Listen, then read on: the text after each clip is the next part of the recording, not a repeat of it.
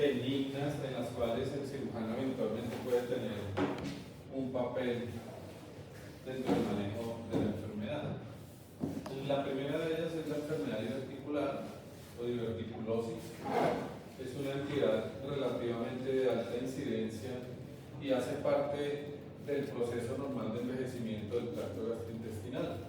Vemos cómo a medida que vamos envejeciendo, la probabilidad de que nos encuentren divertículos en el colon va incrementándose, y para personas mayores de 70 a 80 años, más de la mitad ya van a tener divertículos identificables por algún método diagnóstico, independientemente del género. Afecta de manera similar a ambos sexos.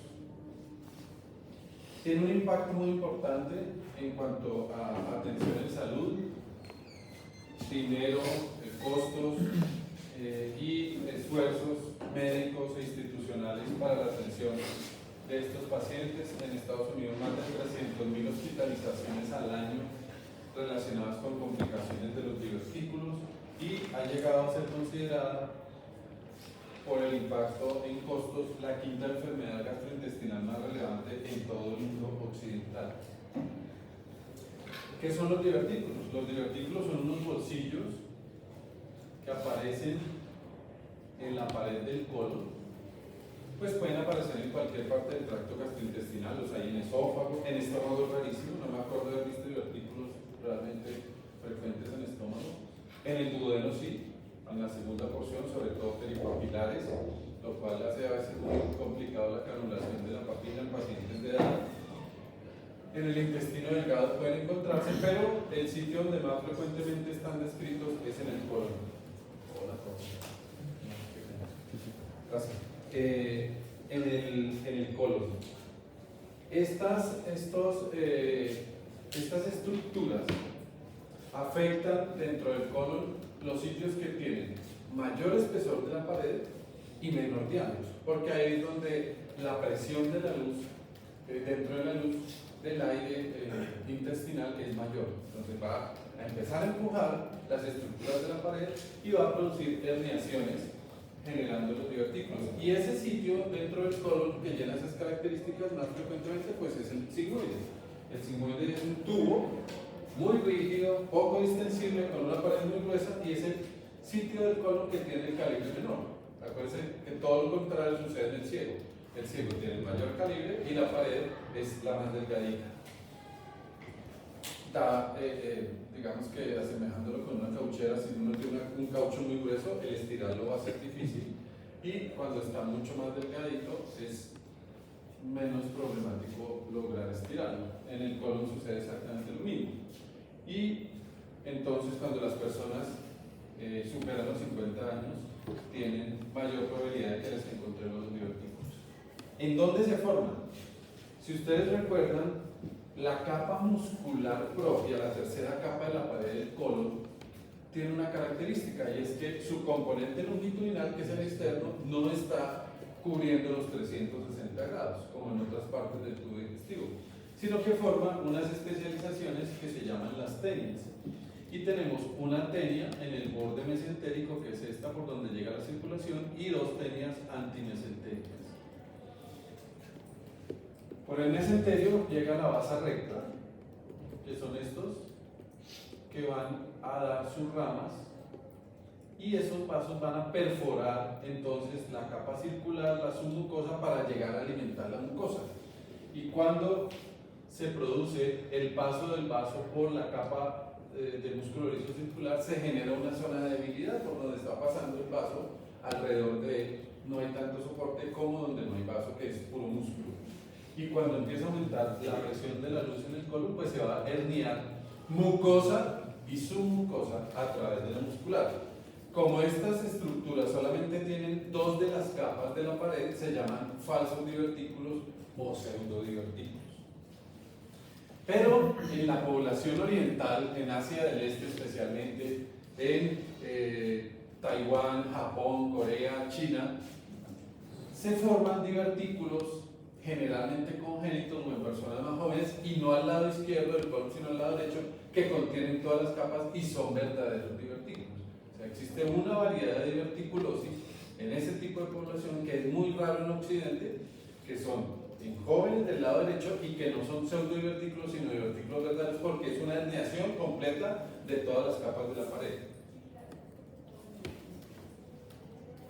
Inicialmente, hacia la década de los 70, cuando el doctor Burkitt descubrió el papel de la fibra y le empezó a asignar un papel importante a la fibra dentro del funcionamiento del tracto gastrointestinal, sobre todo el inferior, se llegó a postular que el déficit de fibra en la dieta era el principal factor desencadenante de la enfermedad diverticular. Desafortunadamente, después se planearon unos estudios que demostraron casi que lo contrario, era que la fibra podría, más que proteger, desencadenar el desarrollo de los divertículos. Y empezó entonces a hablarse de otros, con los resultados de los estudios, de otros factores que podrían jugar un papel inclusive más importante que la fibra, o se considera que la fibra puede participar, pero no es el factor más importante, y que situaciones como por ejemplo la alteración de la microbiota, que genere fenómenos inflamatorios crónicos sostenidos de baja intensidad, pudieran jugar un papel muy importante en el debilitamiento, al igual que el cambio en las características del tejido de sostén, especialmente el colágeno y de la elastina de la pared, que viene a darse con el envejecimiento normal, cambiar un colágeno de alta resistencia por un colágeno más rígido, más fracturable, que tenga menor capacidad de aguante de la presión del endoluminal. Y también imbalance, por ejemplo, de neurotransmisores a nivel de la placa neuromuscular, del plejo mientérico.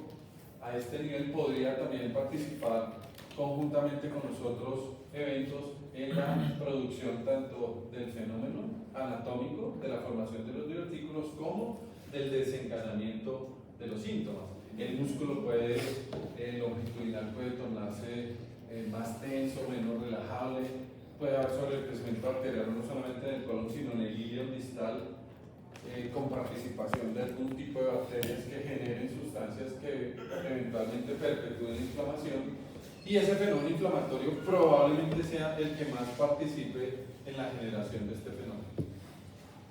Este es un estudio que realizaron en Corea en 1000 pacientes, les hicieron color por enema, pacientes de diferentes edades, para determinar la presencia de divertículos y hacer una graduación anatómica. Le descubrieron al 44% de divertículos, a 447 de los 1000, y se dieron cuenta, pues confirmaron cosas que ya sabíamos.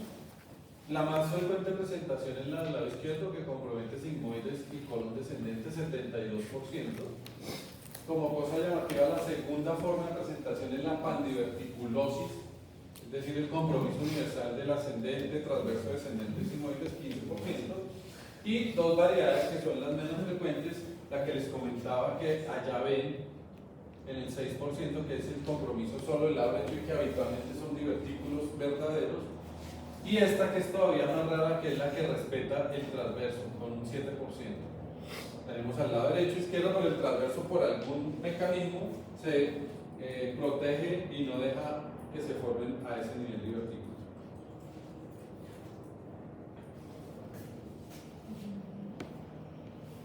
Y la otra cosa que ha pasado con el tiempo es que al estudiar la enfermedad nos hemos dado cuenta, o los investigadores han aportado el hecho de que la enfermedad tiene un gran espectro de presentación clínica, que va desde ser en la mayoría de personas, o sea, muy frecuente, que sea asintomática, es decir, que la persona tenga los divertículos y no se les puede achacar ningún síntoma gastrointestinal, que sucede como en el 80% de las personas.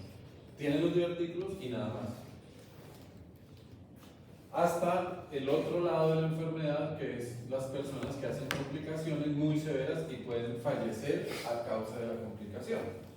Sangrado, perforación con sepsis abdominal en el caso de la diverticulitis, y en algunos casos pues de obstrucción del colon también que pueden complicarse. Entonces vemos un espectro de pacientes completamente normales pero asintomáticos con la enfermedad, hasta aquellos que es el otro lado, que son afortunadamente muy pocos, que pueden fallecer por complicaciones. Y han ido apareciendo entonces una serie de términos que permiten hacer una clasificación de diferentes pacientes con la enfermedad que complica las cosas, pero que también permite a algunos grupos que podemos identificar y ponerle el nombre y el apellido, ofrecerles un manejo más dirigido, más especializado. Entonces vemos que en términos generales, cuando hay divertículos, hablamos de diverticulosis o enfermedad diverticular. El 80% de las personas que la tienen son asintomáticas y un 20% van a tener síntomas. Los síntomas pueden ser agudos o crónicos. Y los que tienen síntomas pueden ser no complicados o complicarse con diferentes patologías. La principal de ellas, la que tiene que ver más con el cirujano, pues la diverticulitis aguda, pero tenemos unas manifestaciones crónicas de la enfermedad, que son la colitis segmental asociada, que es inflamación de la mucosa, no dentro ni alrededor del divertículo, sino la mucosa que está entre los divertículos. Entonces, se inflama la mucosa, se comporta histológica y clínicamente muy parecido a la enfermedad inflamatoria intestinal, a la colitis ulcerativa. De hecho, histológicamente es casi que indiferenciable para el patólogo y el manejo es muy parecido a la enfermedad inflamatoria intestinal. La otra es el paciente que hace diverticulitis recurrente, es decir, hace el episodio agudo, lo resuelve, se va para la casa y puede repetir nuevos episodios. Esa sería la segunda forma de presentación de la enfermedad crónica.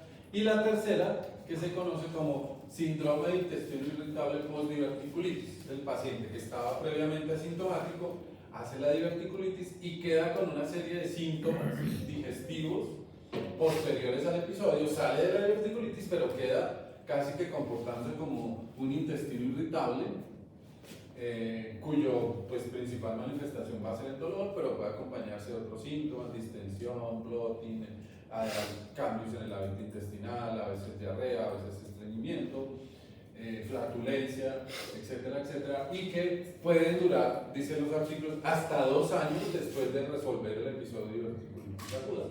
Puede durar un periodo de 2 años el paciente siendo sintomático y poco a poco va resolviendo los síntomas hasta que vuelve a estar en su condición pre-diverticulitis.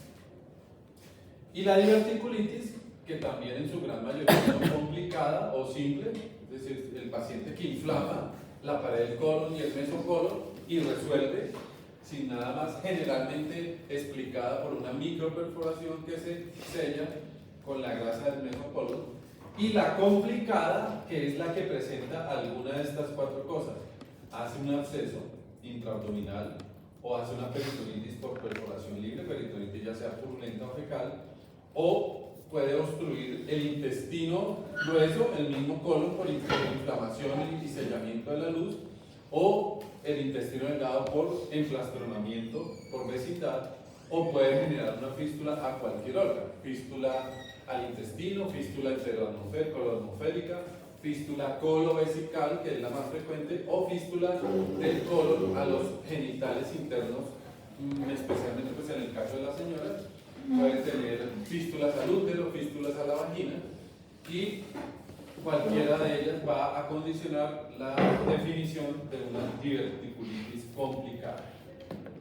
Acá vemos algunos casos de pacientes a los que se les ha hecho colonoscopia en el hospital universitario. Esto es lo más frecuente, pues ver los divertículos, pero con una mucosa de aspecto normal en todo el sector donde están los divertículos. Este es un caso de un paciente que estaba con una inflamación aguda, diverticulitis aguda. Hay descritos en la literatura casos de pacientes que llegan a una colonoscopia de tamización, por decir algo, y se les encuentra diverticulitis aguda en la colonoscopia. Y no estaban asintomáticos completamente, pero se les encuentra cuadros endoscópicos compatibles con diverticulitis aguda. Creo que en ese escenario el riesgo de perforaciones o de lesión, o de hacer una lesión en la lesión diverticular es frecuente. Yo tenía entendido que la diverticulitis aguda no está indicada la colonoscopia diagnóstica. Sí, ya vamos a decir eso más adelante. Por los riesgos de...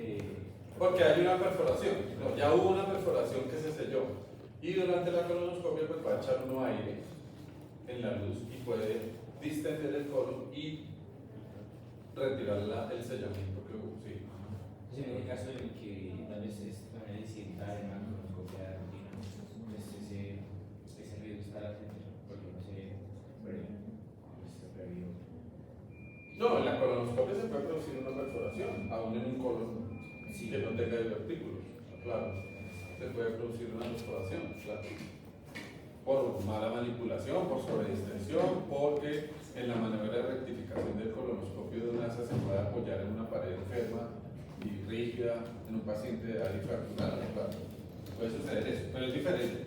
Este está escrito en la literatura, cuadros de pacientes que llegan a una colonoscopia completamente asintomáticos y entran y les encuentran sitios de inflamación dentro o alrededor del divertículo, que sería lo que haga el diagnóstico de la diverticulitis aguda. Y este cuadro, que era el que les comentaba, mira, acá tenemos mucosa inflamada, mucosa roja, pero que no está en relación con el divertículo.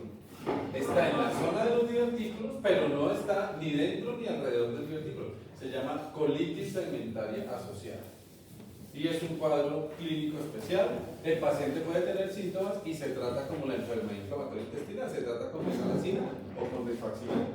Doctor, para que un paciente tenga enfermedad diverticular, ¿tiene que tener más de uno o con uno ya es suficiente? Para que tenga No, con uno. Pero pues es un poco probable que no encuentre un solo virus. Solo uno. Sí, claro. Pero si ve uno ya tiene diverticulosis. Pero no es lo frecuente. Por ejemplo, cuando están incipientes puede haber poca cantidad y tamaño pequeño. Y se supone que con el tiempo aumenta el tamaño, ya aumenta el número de divertículos y el segmento comprometido. La enfermedad aparece en la parte más distal del sigmoide y empieza generalmente hacia aproximación, se va regando en el patrón de progresión hacia aproximación. Entonces decíamos que el 80% tienen divertículos y son asintomáticos. Y un 20% tienen divertículos y síntomas acompañantes que pudieran eventualmente ser achacables a la presencia de los divertículos. Se llama entonces diverticulosis sintomática no complicada o enfermedad diverticular sintomática no complicada. Y son síntomas inespecíficos: dolor en el abdomen, bloating, que es la sensación de sentirse muy inflado, el estreñimiento y la diarrea, el hábito alternante o predominio en cualquiera de los dos, la flatulencia y la ausencia. Pero al hacer el examen anatómico con la colonoscopia no se observan alteraciones en la mucosa, están los divertículos y nada más. Eso entonces son pacientes. El diagnóstico diferencial pues es el paciente que tenga diverticulosis asintomática y que tenga un síndrome de intestino irritable.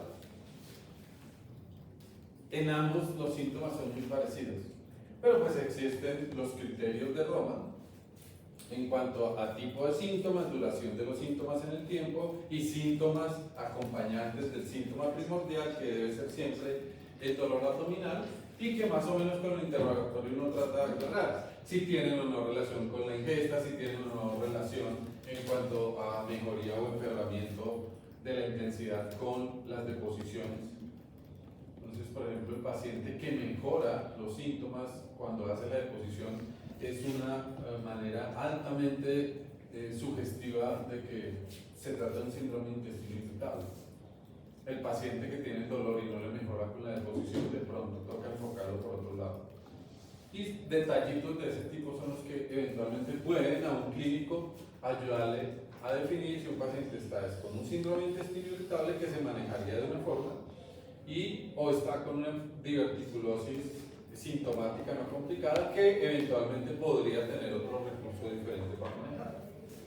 Y un pronóstico también diferente, por supuesto, porque este paciente que ya está sintomático, los pacientes que tienen divertículos y se vuelven sintomáticos tienen mayor probabilidad que el no sintomático de hacer complicaciones, de hacer diverticulitis, de hacer sangrado. Y estos son los recursos que tenemos en diagnóstico para encontrar los divertículos. Como veía el estudio que les mostré de los coreanos, el colon por enema con contraste, pues es un mecanismo muy bueno para pintar. Como son bolsillitos, se llenan de medio contraste y se ven claramente en la pared.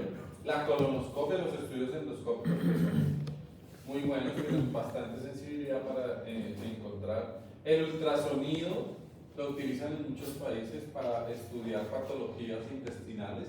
Está en boga, está muy en moda, por ejemplo, actualmente en Europa, y ya está llegando esa moda a Colombia, de utilizar el ultrasonido para hacer el seguimiento de la enfermedad inflamatoria intestinal. para mirar el engrosamiento de la pared, para mirar las características de los divertículos, de la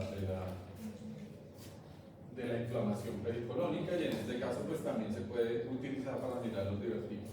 La tomografía, altamente sensible, no es infrecuente que por cualquier motivo veamos un TAC abdominal y nos reporten en pacientes de edad que están observando o encontrando divertículos. Y la colonografía, que es una metodología imagenológica en la cual se utiliza imágenes de resonancia o TAC, generalmente TAC, y que con un software especial reconstruye la luz del tracto gastrointestinal, diseñado pues en principio para detección de pólipos, para hacer tamización de cáncer colorectal, pero que también permite ver otras patologías. Doctor, con la sonografía se refiere a una ecografía, ¿cierto? Ecografía transabdominal convencional.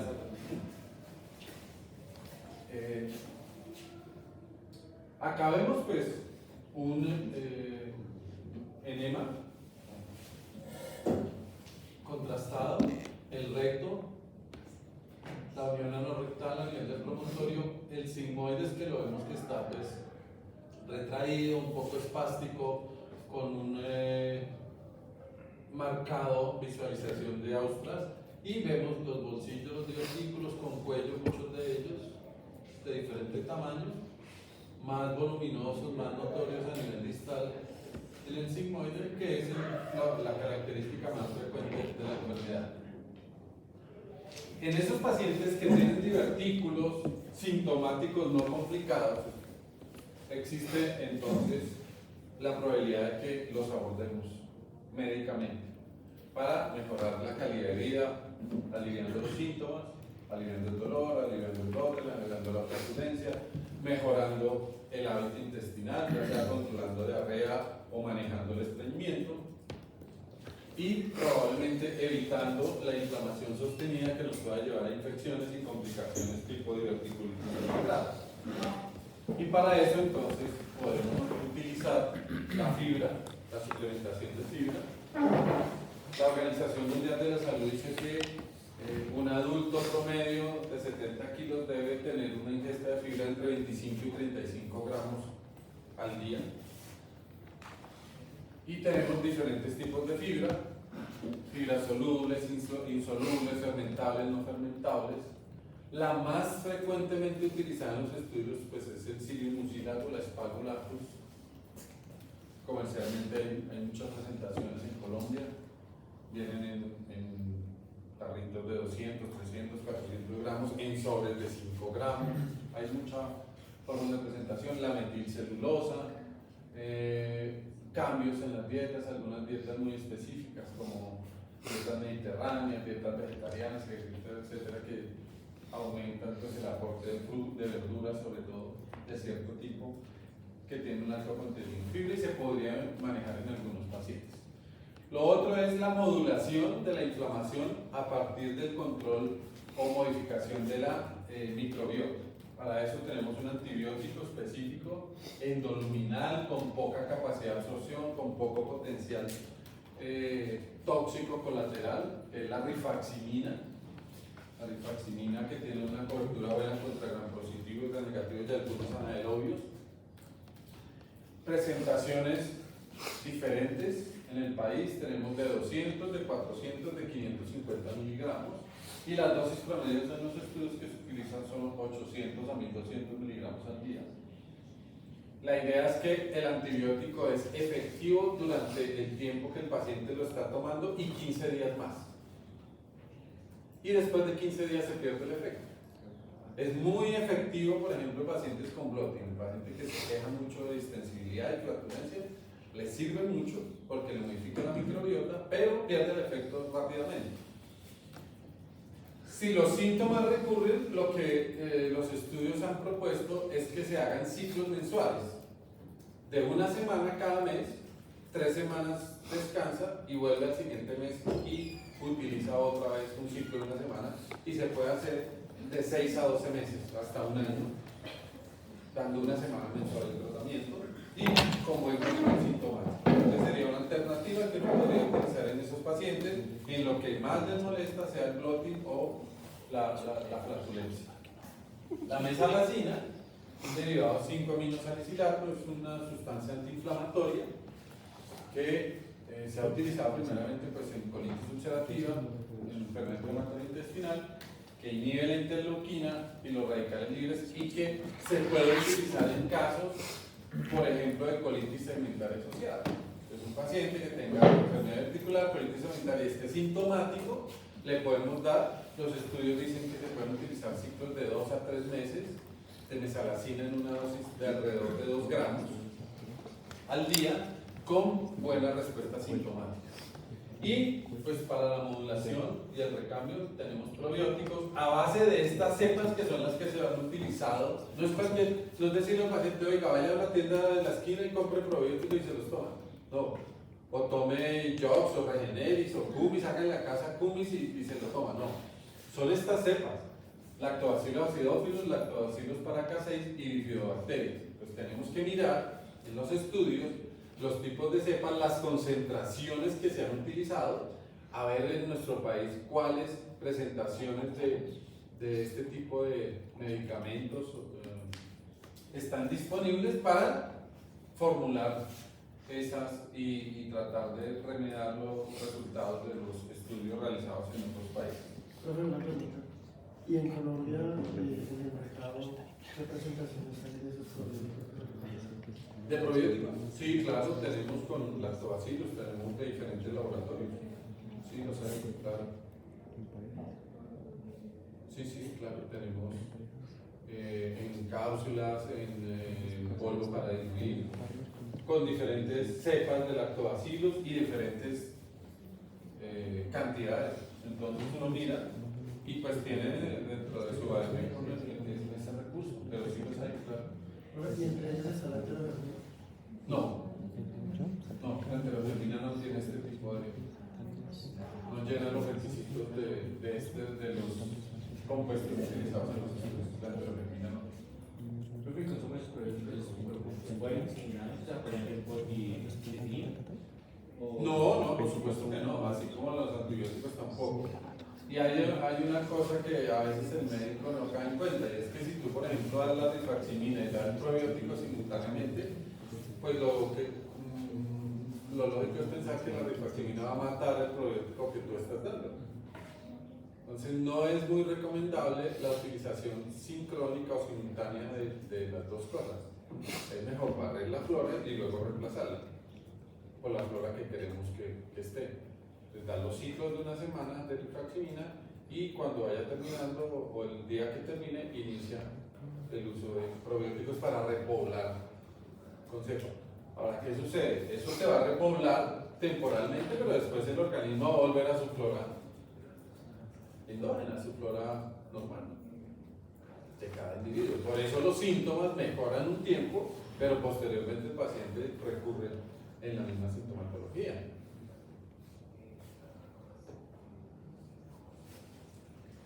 Entonces hay que saber hablar con el paciente, hay que decirle que puede mejorar. Hay pacientes que mejoran muchísimo y dicen, uy doctor, no, me cambió la vida.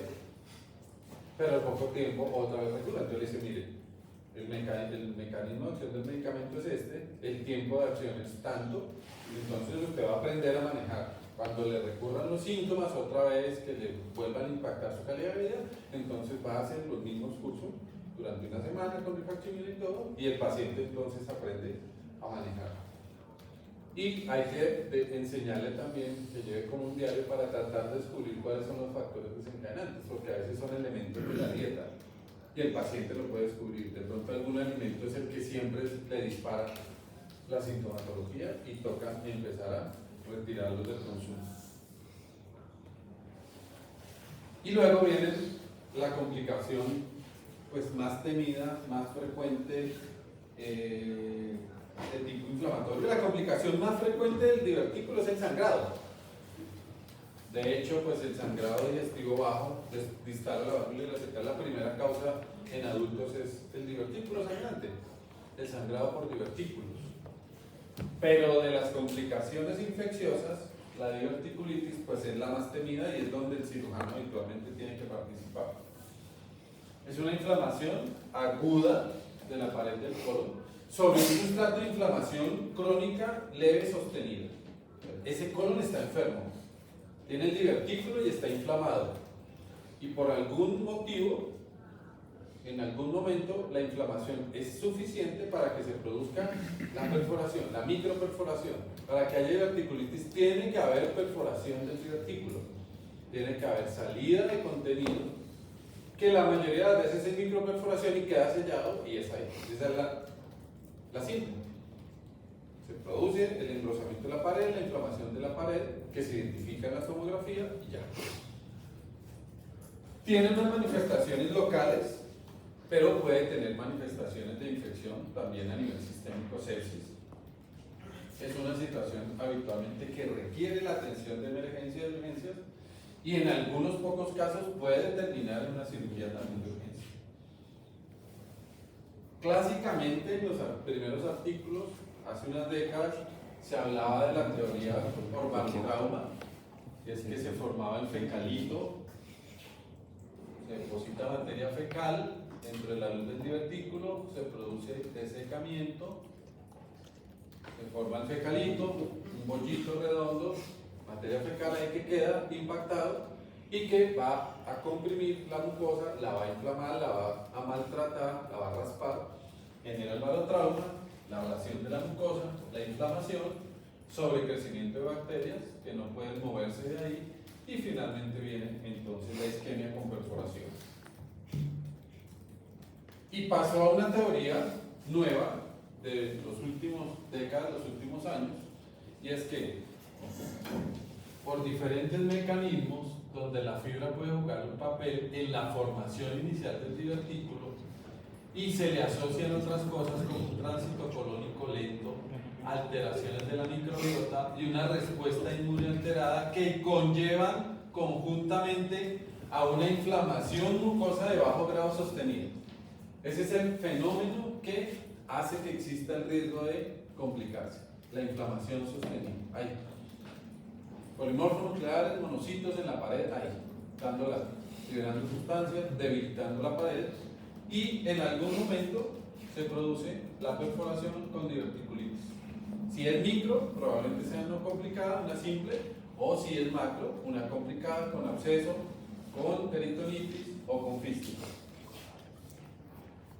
Y acá vemos entonces el cuadro clínico de un paciente con mucha inflamación, todo enrojecimiento, hemorragia subepitelial, fibrina, sellando el sitio de la perforación. Este es un paciente que terminó en colonoscopia porque no mejoraba de sus síntomas con el manejo clínico instaurado y terminó en una rectosigmoidoscopia.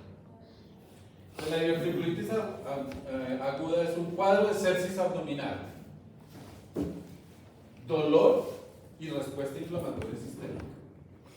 Dolor en el sitio donde se perforó. Entonces, como generalmente se perfora en el sigmoide, el dolor está referido al cuadrante inferior izquierdo. Si se perfora el transverso, pues será en el hemisferio superior. Y si se perfora el derecho, un divertículo del ciego ascendente, es un cuadro indiferenciable, prácticamente una apendicitis.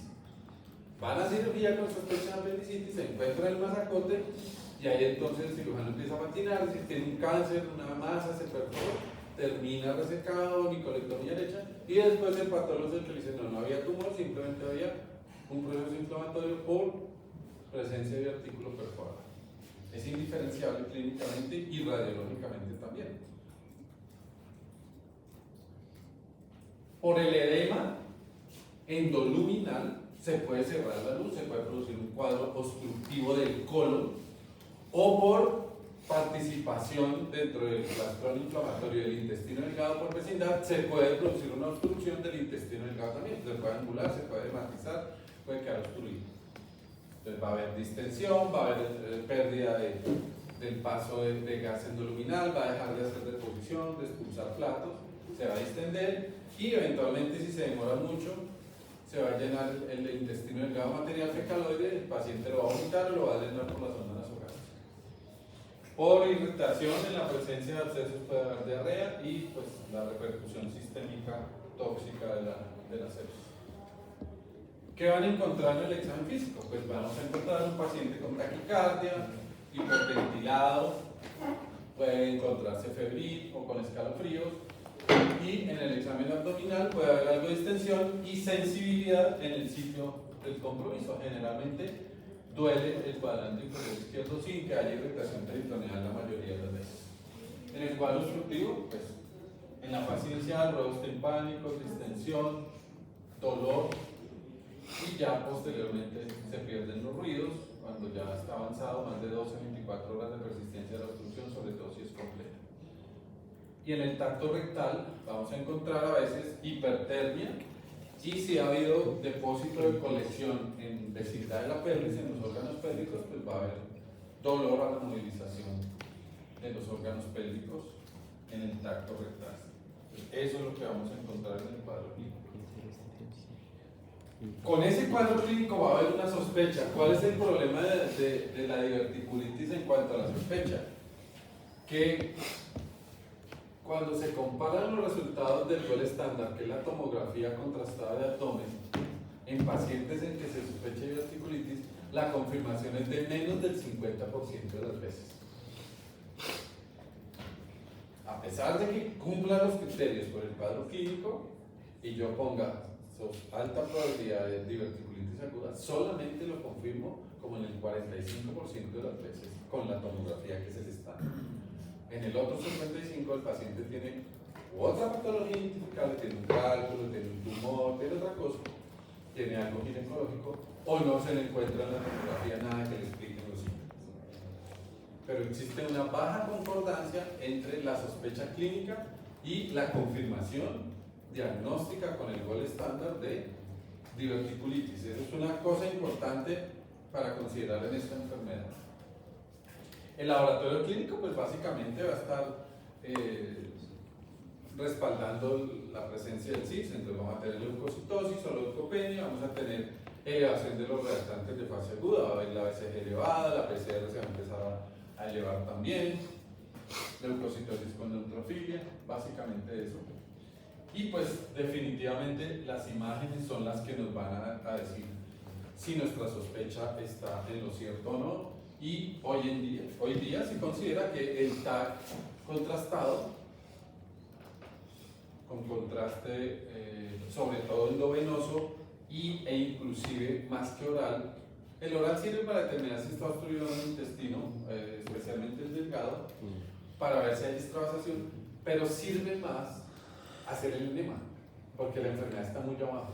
Pues si yo lleno la luz del sigmoide con un colon con enema contrastado con la cola, puedo definir muy rápidamente la extensión del compromiso, la longitud del diámetro de la luz y si hay extravasación o no. Entonces, de pronto si el paciente no se puede tomar el medio contraste porque está vomitando algo, no importa, le ponen el endovenoso, que es el que me va a determinar la presencia de la inflamación, y le pueden colocar un enema retrógrado para que llene el sigmoide, y con eso la sensibilidad es muy alta. La resonancia también es muy buena, pues tiene el problema de que no está disponible en todas partes, de que se demora mucho la recuperación de las imágenes, le induce claustrofobia al paciente, es bastante desagradable para el paciente. La rayos Sinclair de abdomen sigue siendo un recurso cuando hay sospecha por la clínica de una obstrucción mecánica. Si yo estoy pensando que hay una obstrucción mecánica, le tomo una placa de abdomen. Eso tiene una sensibilidad entre el 60 y el 80%. El ultrasonido que se utiliza en muchas partes del mundo por personas entrenadas en esta patología. En Alemania, por ejemplo, en las guías de diverticulitis alemanas es la primera imagen diagnóstica recomendada. Y el colon por enema, que básicamente lo utilizamos para estudio de complicaciones, especialmente estenosis o fístulas.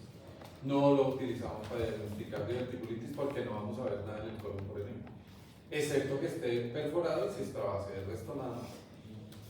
Y los estudios diagnósticos endoscópicos van a tener unas indicaciones que ahorita les comentamos. En condiciones habituales no le hacemos colonoscopia al paciente con diverticulitis porque pudiéramos eventualmente de forma con la insuflación del aire otra vez inducir perforación o desalojo del tejido que está sellando la perforación inicial. Acá vemos entonces 12.000 blancos, PCR mayor de 5, Si tiene más de 20, la PCR tiene un valor predictivo que no es tan alto para perforación del 70%, pero sí nos sirve para descartarla. Si tenemos una PCR normal de menos de 5, el valor predictivo negativo es del 80%, o sea que una PCR bajita en un paciente con un cuadro de diverticulitis agudo casi que nos clasifica al paciente como diverticulitis simple. Es útil entonces más para descartar que para confirmar. Vemos que las sensibilidades varían tanto de la PCR como la leucocitosis, la temperatura tienen baja sensibilidad y especificidad. Porque por lo menos la mitad de las veces el paciente tiene otra cosa diferente de diverticulitis, así el cuadro clínico me sugiere la enfermedad. Vamos a ver pues, en las placas de abdomen la alteración del patrón gaseoso. Acuérdense lo siguiente, en una placa de abdomen simple normal solamente tenemos gas en la burbuja gástrica, en el bulbo duodenal y en el colon inferior. No debemos ver gas en condiciones normales en ningún otro sitio. En un cuadro obstructivo mecánico, pues vamos a ver gas, si es del intestino delgado la obstrucción, pues en el intestino delgado aproximado a la obstrucción. Vamos a ver niveles hidroaéreos escalonados. Vamos a ver emblanquecimiento del abdomen y vamos a ver la pérdida del gas distal al sitio de la obstrucción. Entonces ahí vemos un cuadro de obstrucción mecánica del intestino. Si no vemos austras, pues será del intestino delgado. Si vemos un segmento dilatado con austras, pues será una obstrucción del intestino grueso. No sirve, si queremos ver aire libre, pues nos toca despedir una placa de tórax. Paciente de pie, placa de tórax, el aire se va, si no tiene adherencia ni nada, se va a ir debajo de la placa y vamos a ver entonces ahí la imagen de neumoperitoneo. El colon por enema solamente para estudios de estenosis, para estudios de fístulas y para determinar la longitud de sitios de compresión o de compromiso, sobre todo si estamos pensando que pueda tener un tumor, por ejemplo, como diagnóstico diferencial. Acá vemos el enema contrastado, el recto, la unión recto-sigmoidea, el sigmoides alterado con divertículos y el escape del medio contraste por la pared anterior del sigmoide comunicando con los genitales internos femeninos y con la salida del medio contraste por la vagina. Entonces es una fístula sigmoideo útero-vaginal.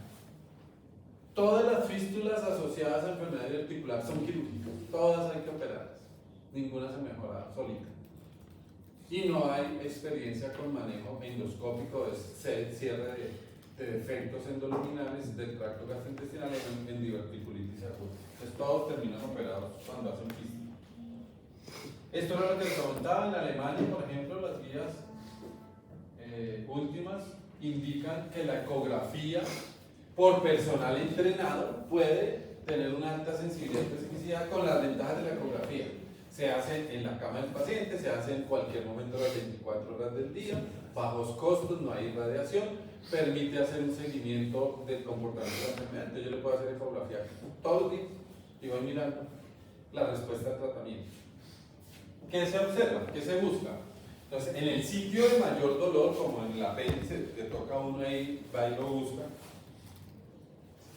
En el sitio de mayor dolor, al lado izquierdo, entonces colocan el transductor del ecógrafo, van a buscar el divertículo, que es la formación así semicircular, el engrosamiento de la pared, puede haber reforzamiento, puede haber hilo con el contenido endoluminal con ecos en su interior, se puede ver el líquido por fuera del divertículo, eventualmente se podría ver aire y permite entonces monitorizar todas esas cosas.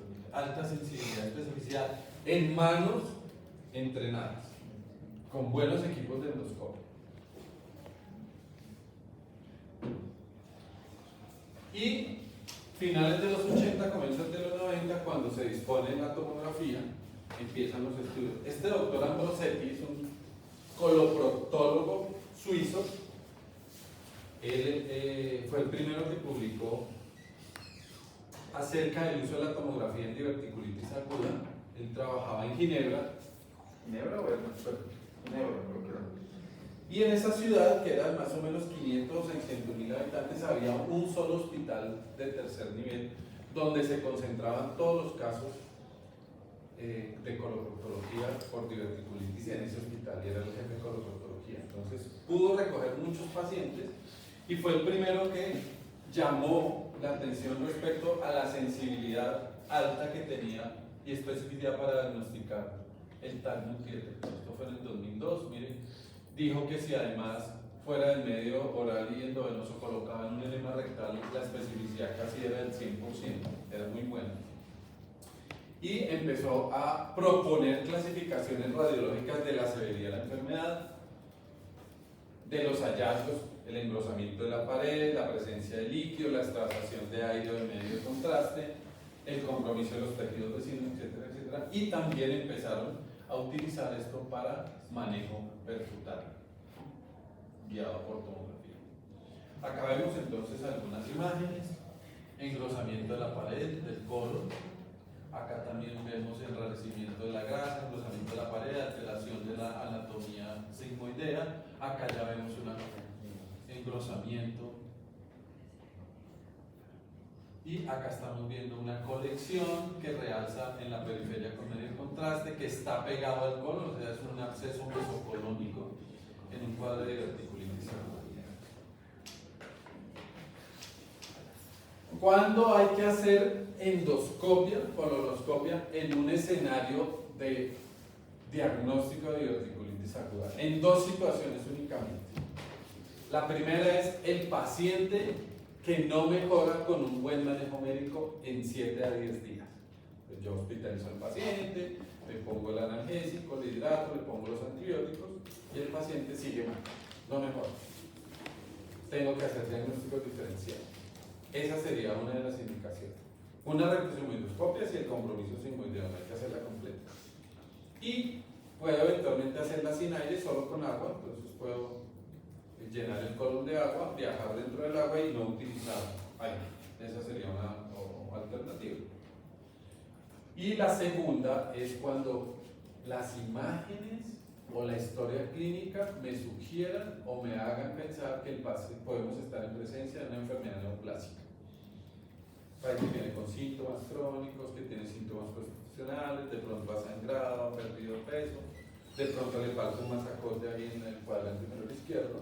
La imagen tomográfica me demuestra un engrosamiento, veíamos que los criterios de Ambrosetti eran de 4 o 5 milímetros, un engrosamiento mayor de 6 milímetros con una estenosis corta, abscesos y presencia de linfonodos en la tomografía. Ese paciente puede tener un tumor perforado del sigmoide que se nos confunda con una diverticulitis aguda. En ese escenario tengo la obligación de entrar. ¿Cuál es el problema? Que a veces la inflamación es tan severa que uno entra y le cuesta trabajo viendo las cosas, realmente saber si es solo inflamación benigna o es un tumor que está ahí tapando la luz. A veces la inflamación es tan severa que se puede confundir con una enfermedad maligna. En esos dos escenarios nos vemos en la necesidad de, a pesar de que existe un riesgo de inducir pues, otra vez perforación, hacer una. Tenemos escalas pronósticas como la escala DICA y una cosa. ¿Qué pasa? ¿Qué han mostrado los estudios de colonoscopia en pacientes que se recuperan de diverticulitis aguda? Pues todo paciente que no tenga una colonoscopia reciente previa al episodio de diverticulitis debe entre 6 a 8 semanas después de salir del hospital hacerse una colonoscopia. El médico la debe solicitar. Los estudios demostraron o han demostrado que en diverticulitis aguda simple las tasas de detección de tumor son las mismas en ese escenario con respecto a la tamización de la población normal.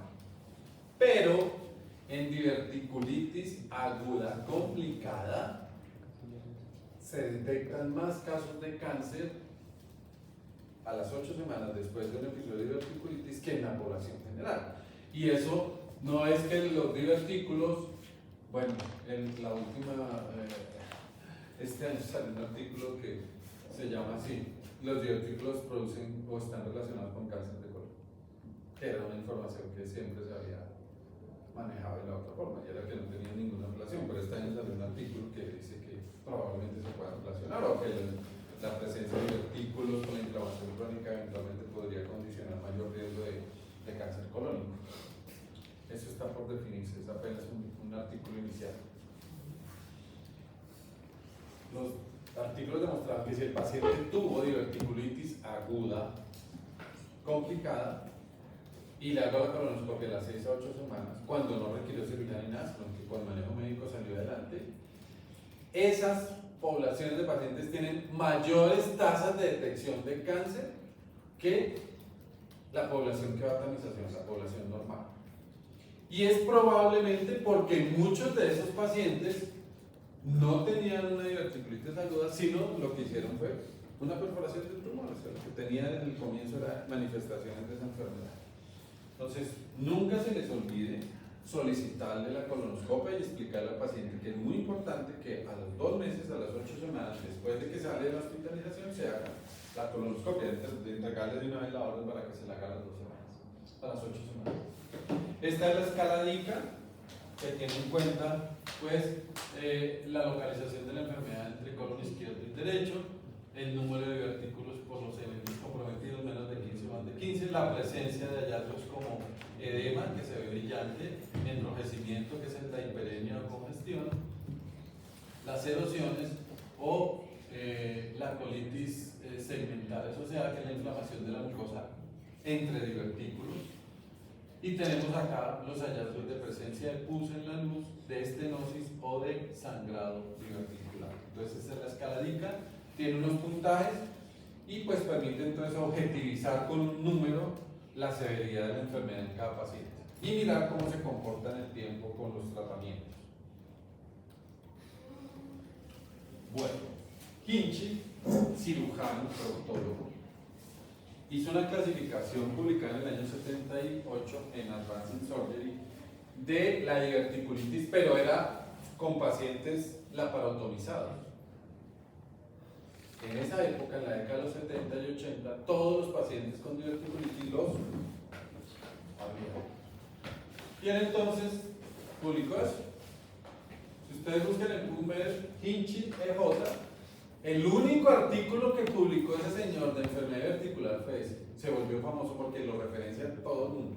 Todo artículo de divertículos está referenciado, ese artículo. Pero no publicó nada más ese doctor de divertículos. Tiene artículos en otras cosas, pero solamente ese. Entonces dijo, Hinchey 1 es flegmón, o sea, inflamación. Hinchey 2, absceso. Hinchey 3, peritonitis purulenta. Y Hinchey 4, peritonitis fecal, con paciente laparotomizado. En esa época no había TAC, recuerden que el TAC en los años 70 no existía, estaba incipiente. Eso vino a popularizarse finalizando los 80, comenzando los 90 realmente. Y pues no eran como las imágenes de ahora de altísima resolución, de cortes finos, de capturar rápida imágenes, no, eran equipos muy rudimentarios. Pero el TAC sigue sin poder diferenciar entre una peritonitis purulenta y una fecal, ¿o si se puede? Sí, hay criterios tomográficos que sugieren, claro, depende de las densidades. Okay. Claro que sí. Luego, entonces vino la época de las tomografías, el gol estándar se convirtió en la tomografía y ya no tenía sentido tener que abrir un paciente para clasificarlo. Empezaron a clasificarlo con base en los hallazgos radiológicos. Vienen las modificaciones de Wexner, de la Cleveland Clinic de Estados Unidos, y la de Warren, que subdivide el 1 en inflamación, o sea, flegmón, y uno ve los abscesos mesocolónicos, o sea, la enfermedad localizada en el sitio de la perforación. Los dos, que en Hinchey era todos los abscesos, en esta clasificación son los abscesos a distancia, pélvicos, intraabdominales o retroperitoneales. El 3 y 4 siguen siendo lo mismo y ya aparecen incluidas las complicaciones, las fístulas, ya sea colovesical, colovaginal, coloentérica, colocutánea, y las obstrucciones del intestino delgado o del intestino grueso. Entonces es una clasificación ya. Estos son los resultados de Hinchey, flegmón, absceso, peritonitis purulenta, peritonitis fecaloide. Y también el doctor Ambrosetti, el cirujano suizo, hace entonces una clasificación, propone una clasificación en 2002 con base en tomografía, en leve, y severa, leve, solamente engrosamiento de la pared y extracción de la grasa, realmente es menos de 5, no más de 5. Y la severa, que haya un acceso, una colección identificable que realce con el medio de contraste endovenoso, que haya aire, extraluminiscencia de aire, neumoperitoneo o de medio contraste que estaría pues confirmando la presencia de una perforación libre. Y ver entonces después el abordaje, cómo se manejan estos pacientes. Entonces, para los estados leves de la enfermedad Hinchey 1 y 2, que sería el flegmón y los abscesos, hay que hacer un manejo pues en todos inicial de reanimación, hidroelectrolítica, manejo analgésico, generalmente con antiespasmódicos, con buscapina o con algunos derivados narcóticos que no induzcan mucha náusea y vómito. Reposo intestinal en principio, mientras se controla el dolor sobre todo. Si el paciente está vomitando mucho, está muy distendido, tiene un cuadro franco de obstrucción mecánica, pues hay que colocar una sonda nasogástrica e iniciar nutrición parenteral. Y cobertura antibiótica para gram negativos de anaerobios, o sea, bacteroides básicamente. Los abscesos pequeños, menores de 3 centímetros, se podrían manejar solo con antibióticos. Lo que pasa es que al no drenar el absceso, el tiempo requerido de cobertura antibiótica es muy larga y los infectólogos, por ejemplo, dicen que un absceso que se va a manejar solo con antibióticos debe ser antibiótico de 4 a 6 semanas. Son de 30 a 42 días de antibiótico para el paciente. Si es un absceso mayor de 3 centímetros o están localizados lejos del sitio de la perforación o es en paciente inmunocomprometido, el drenaje percutáneo es la mejor alternativa. Si no se puede hacer percutáneo, eventualmente puede ser laparoscópico. Si el radiólogo dice no puedo llegar al sitio ya porque tengo que atravesar muchas estructuras, hay riesgo de lesiones, entonces uno puede hacer una laparoscopia exclusivamente para ir a drenar la colección más. Y ya pues en los estados de peritonitis la cirugía se hace obligatoria. Doctor, ¿no hay diferencia en el manejo dependiendo de la edad del paciente? Por ejemplo, si es menor de 40, 30 años, no sé, 40. No, realmente no, pero lo que sí son muy enfáticos los autores es que si el paciente tiene cualquier tipo de inmunosupresión, la mortalidad se incrementa de manera significativa y hay que ser muy agresivo con esos pacientes. O sea, la cirugía de Puede ser cirugía o una intervención percutánea en esos pacientes. La mortalidad puede ser 3 o 4 veces la de un paciente sin inmunocompromiso, o sea, con sistema inmune adecuado. ¿Usted, doctor, de manera empírica, sí ha tratado pacientes con diverticulitis aguda con manejo médico solamente? Sí, es que la gran mayoría. Ok. Casi nunca tenemos que operar a ningún paciente con diverticulitis aguda. Este, por ejemplo, es un caso del hospital universitario, un hombre ya de más de 60 años, gordito, porque la mayoría de pacientes, el hecho de tener más grasa corporal o visceral aumenta no solamente el riesgo de que se complique la diverticulitis, sino deteriora el pronóstico del paciente. El índice de masa corporal alto se relaciona con mayor probabilidad de complicaciones graves, de terminar en cirugía y de mortalidad. Entonces hay que tener mucho cuidado con eso, igual que en la pancreatitis aguda. Entonces llegó, cuadro clínico compatible, se hizo la tomografía, abrió la colección y el doctor Neira entonces le coloca su drenaje, se cubre con antibiótico y sale adelante sin necesidad de cirugía. El tratamiento quirúrgico ha ido evolucionando en el tiempo de una cirugía de 3 etapas que consistían la primera cirugía hacerle una derivación proximal, una ostomía proximal, generalmente el traverso.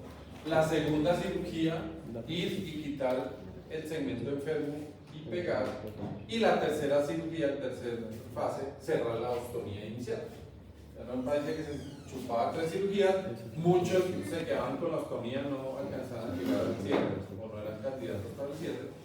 Y se fue replanteando entonces después, hacia comienzos de los 80, años 90, que la cirugía fuera en 2 pasos. Y muchas de las cirugías pues hacerlas por mínima invasión por la laparoscopia. En el primer paso pues resecar el segmento enfermo, que es habitualmente hacer una sigmoidectomía con un Harman, cerrar el recto y abocar el colon proximal, para luego en un segundo tiempo cerrar la colostomía, a Porque hoy precisamente en la reunión de la Asociación de Cirugía a las 6 de la mañana se estaba exponiendo eso. Un doctor de Paraguay estaba hablando de el abordaje actual de pacientes Hinchi 3 y 4 en diverticulitis aguda. Y ahí, a pesar de que hay un movimiento, una tendencia de la información mundial a favorecer la anastomosis primaria, resecar y pegar de una vez, aún en el escenario de pacientes con peritonitis, que no es una cosa, pues, digamos, muy frecuente que hagamos, sin protección o con protección con una ileostomía proximal. Mostraba las estadísticas de los países avanzados que, a pesar de que los estudios pudieran favorecer eso, en cerca del 90 a 95% de las veces se hace un Harvard. Entonces se sigue dejando al paciente con colostomía. Y la colostomía, pues muchas veces solamente se cierra en el 60% de los pacientes después. Hay 40% que quedan con colostomía para el resto de su vida. Recordemos que son pacientes de edad de más de 60, 70 años con muchas comorbilidades. Con el problema de que hay que sumarle la morbimortalidad al segundo procedimiento. La mortalidad de un cierre de colostomía es 4 a 5%. Solo cierre de colostomía. 4 a 5%, esa es la mortalidad. Cierre de ileostomía de 0,5 a 1%, mucho más bajo. Y por eso confeccionar la ileostomía. Lo que pasa es que la ileostomía puede ser una enfermedad también. La ileostomía puede causar estados de deshidratación y daño renal si el paciente no sabe manejar su ileostomía adecuadamente. Entonces nada es gratis, todo tiene riesgo.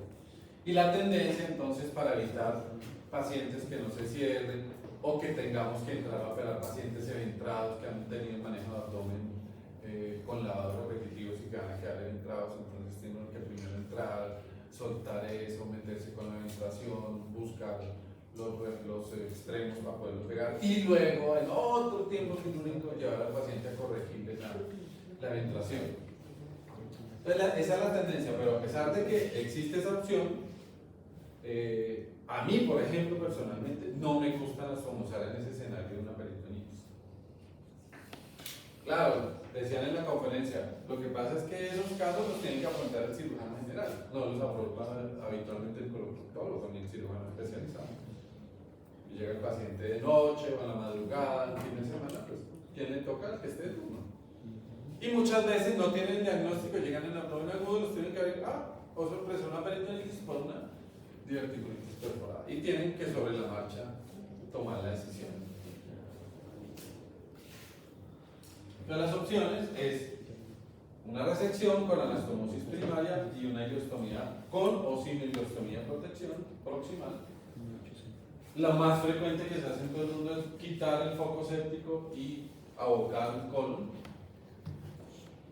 En una época, hace unos 10, 20 años, hubo varios grupos, inclusive se hizo un estudio randomizado que proponía que entrara uno con la paroscopia, drenara pus, la peritonitis, lavara la cavidad y no quitara el colon, sino solamente pusiera un dren cerca de la perforación.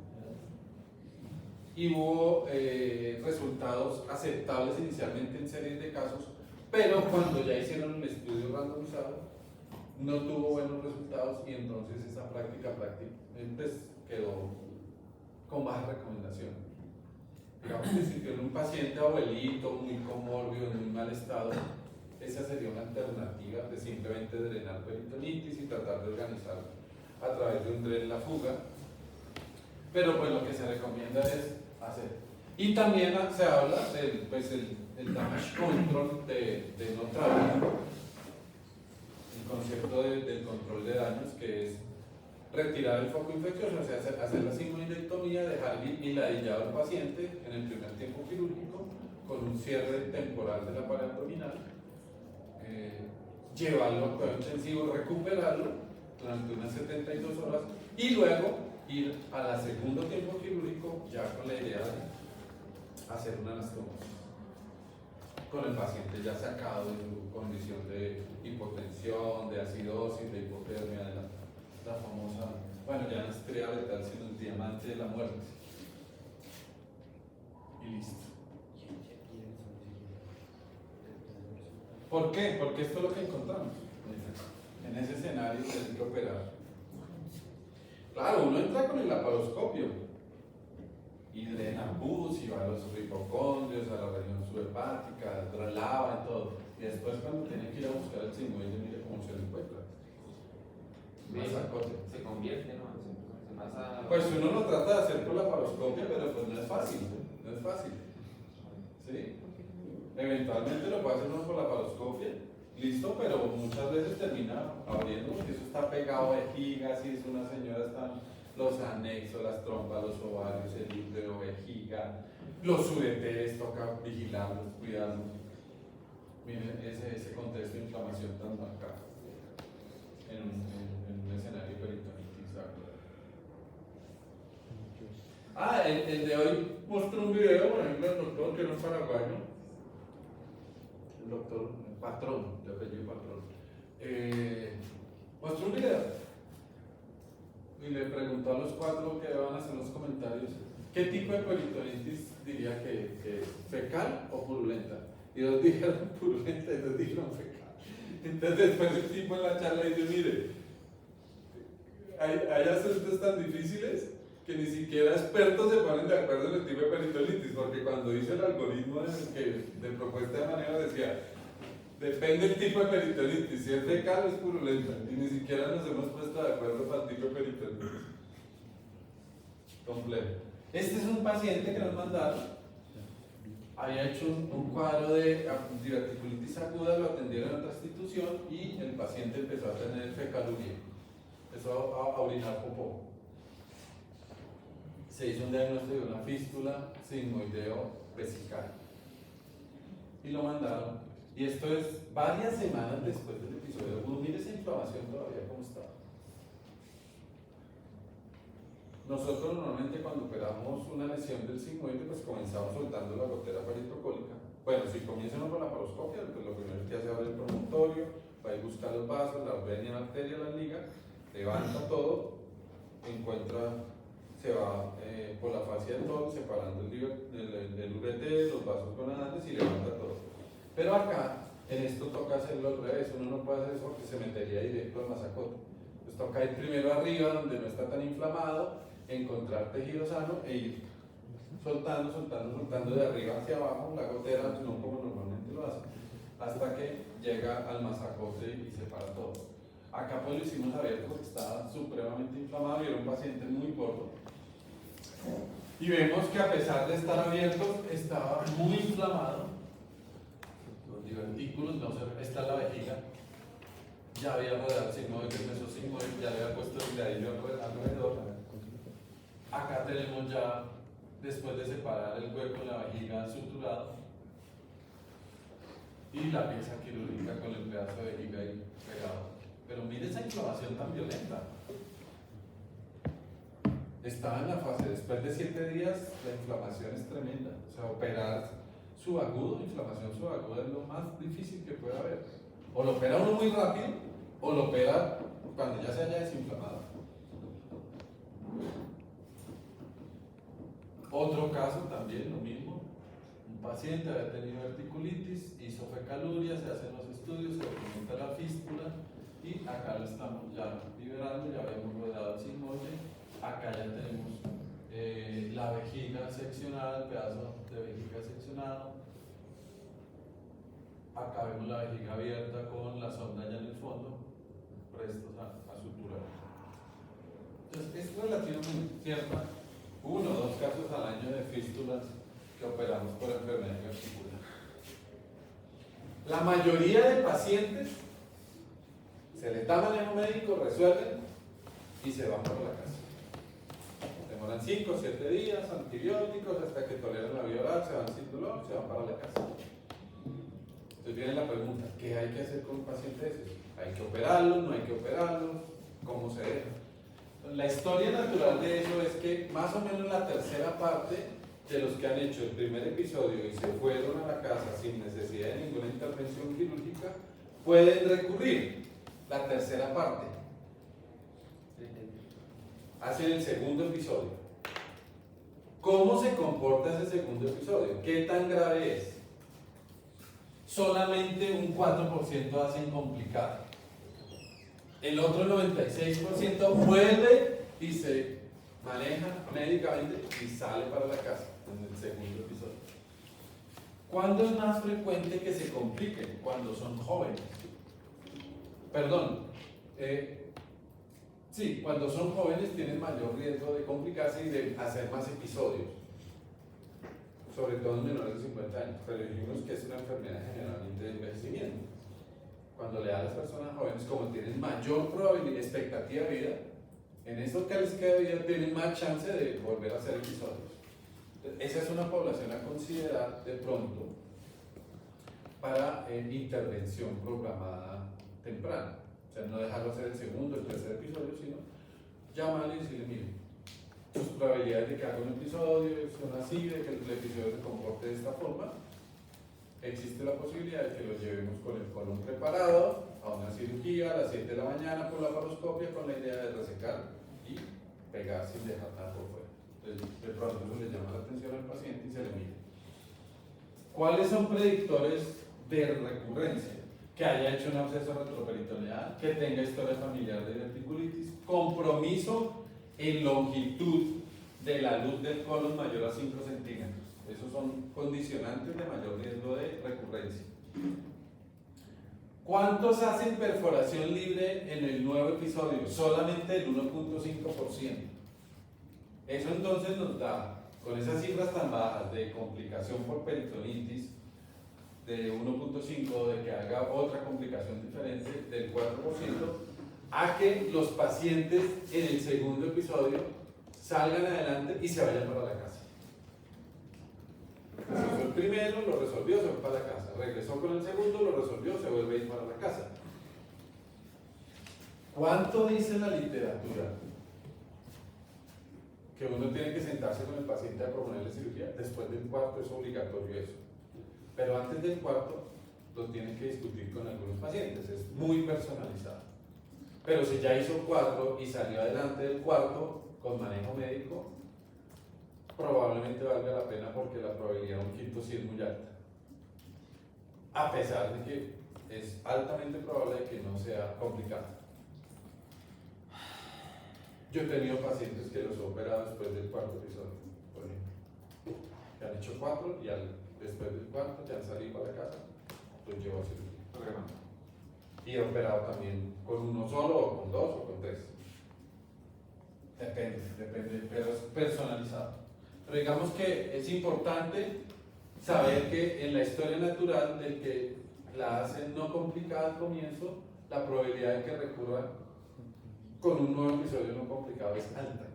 De que sea no complicado, o sea que le vaya bien y que se pueda manejar médicamente sin intervenciones percutáneas o quirúrgicas. Doctor, ahora esta recurrencia, o sea, si hablamos de historia natural de la enfermedad, la diverticulitis aguda, lo que no me quedó claro es que en la clasificación de Hinchi se menciona de que el Hinchi 1 es un plastrón. Ahora bien, usted mencionó de que la diverticulitis aguda requiere que haya perforación del divertículo. Ya tiene, aunque tenga el plastrón, ya tiene una micro perforación. Claro. Ok, esa es la primera pregunta. Sí. Y lo segundo, entonces, si el paciente recurre en el mismo divertículo. No lo dicen los estudios. No lo dicen. ¿Y es normal que la enfermedad, la diverticulitis aguda, sea en un divertículo? ¿O es normal que empiece más de uno o empiece en uno y después se perfora uno solo. Uno más. Que si lo recurre, que si hacen la recurrencia y sea exactamente el mismo del artículo, eso sí no hay ningún estudio que lo haya aclarado. Es que lo pregunto por el hecho de que dice, como en el cuarto episodio, obviamente es personalizado todo, pero en el cuarto episodio hay que plantear cirugía. Pero ¿qué pasa si el cuarto episodio ya es el cuarto divertículo que es? ¿O no es normal eso? ¿Es normal que sea No, porque cercano? como a los no complicados solamente se les da manejo médico y el diagnóstico se hace por tomografía, ni siquiera por endoscopia, entonces yo no tengo la posibilidad.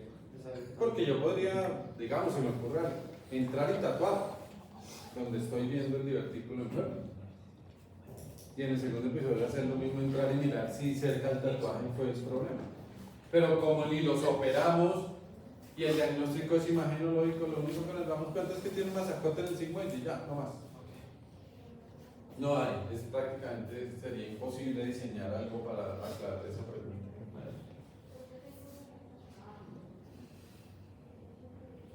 Entonces hay una serie de controversias y alternativas, dentro de los cuales la inflamación se está considerando un factor muy importante de la enfermedad, que se podría modular con antiinflamatorios por la mesalazina.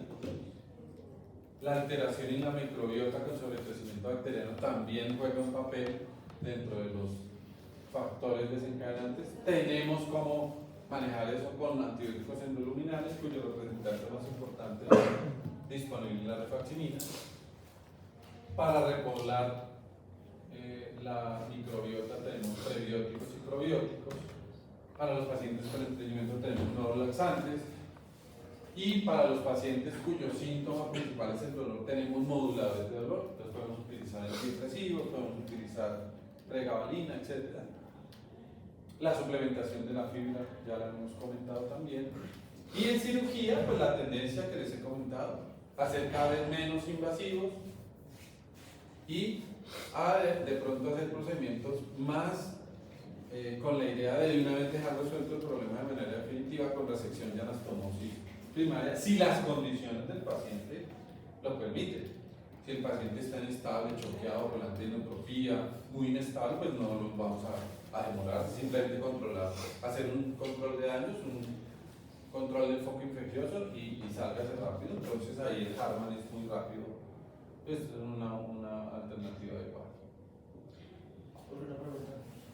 En ese caso, como ya habíamos dicho, pero es que la rifaximirina, que son 10 días al mes, o incluso un año, no se han demostrado o se han evidenciado casos de pacientes en los que se ha inducido resistencia a la microbiota intestinal con el uso prolongado del antibiótico. No. Que yo haya leído, no. Y es que lo de la microbiota, digamos que no lleva mucho tiempo, estamos cada vez conociéndola más, se está investigando mucho. Hay unas series de presentaciones de microorganismos que no conocíamos. Por ejemplo, los firmicutes, las arqueas, eso no existía en el léxico, es reciente. Y se está conociendo, hay paneles, hay laboratorios que hacen estudios de microbiota, requieren una tecnología alta, y eso está pues en permanente. Pero tú ves temas de patología gastrointestinal y a todos le están metiendo microbiota. Cáncer colorectal, microbiota. Enfermedad inflamatoria, microbiota. Diverticulitis, microbiota. Necesitamos mirar cómo se comportan las bacterias y qué papel eventualmente pueden jugar dentro del desarrollo de la enfermedad y cómo los podríamos manipular.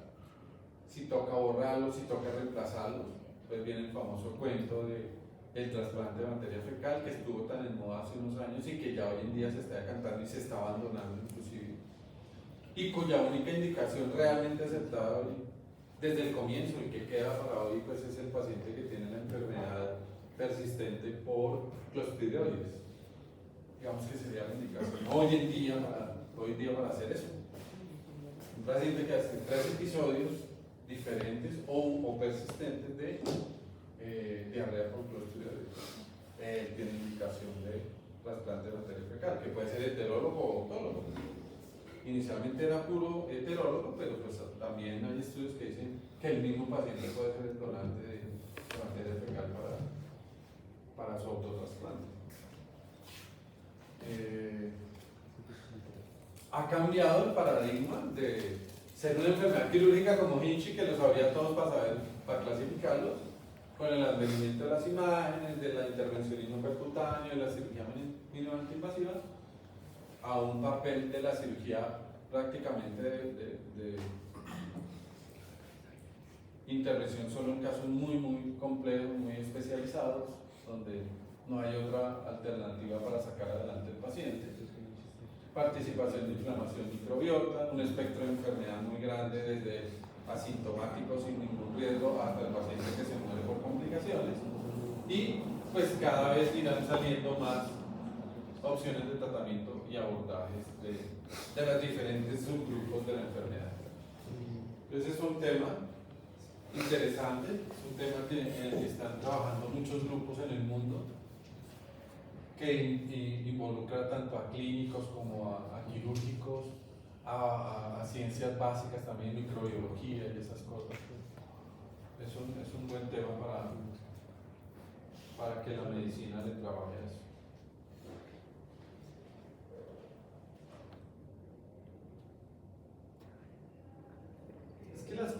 cambia el presente en la medicina. Cuando yo aprendí cirugía en el San Juan, el lema era herida pequeña, envainada grande, decían mis profesores. No les gustaba que uno hiciera incisiones pequeñas, se ponían de mal genio. Cuando uno de los profesores empezó a hablar de la mini-laparotomía para las colecistectomías,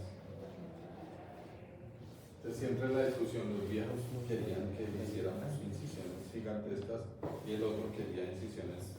Tenía que ser de 3 centímetros, no podíamos tocar con la regla medir, no podíamos pasarnos de incisión de 3 centímetros. Porque él estaba llevando un trabajo que quería demostrar eso, que por una incisión de 3 centímetros se podía sacar con seguridad cualquier vesícula. Independientemente de que el paciente fuera hombre, mujer, inflamado, desinflamado, gordo, flaco. Y pues estaba paralelo a eso el inicio de la laparoscopia. Entonces plantearlo como alternativa a la laparoscopia, la mini laparoscopia. Bueno, revisemos lo de fisura anal.